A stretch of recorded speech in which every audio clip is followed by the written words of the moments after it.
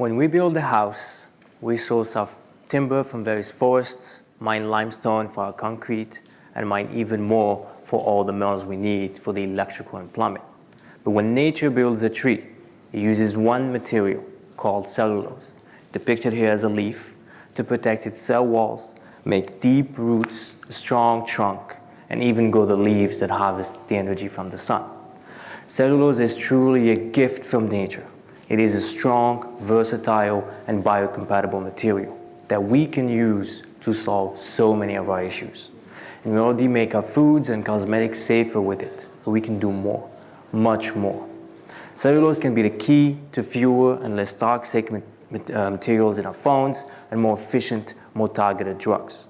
But to get there, we need to overcome one major issue. See, cellulose is hydrophilic, which means that it likes water, it likes being in water.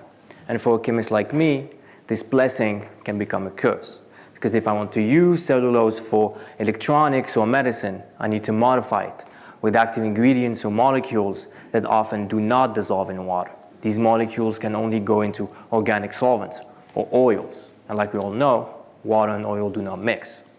And scientists have tried to fix this problem for a long time, often by making cellulose less hydrophilic, so we can push it and force it into this oil. But what if we took a different approach? In my thesis, I developed a new process that allows to modify cellulose with these inaccessible molecules.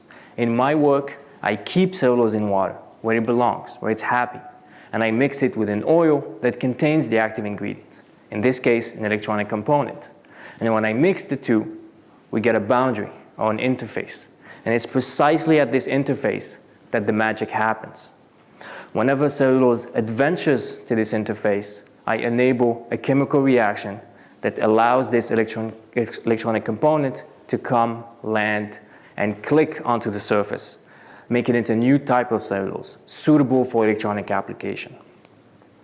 With this process, we can modify cellulose so it can reach new applications, new fields that were up to now out of reach, like the phones in our hands, the paints on our walls, or even the medicine in our bodies.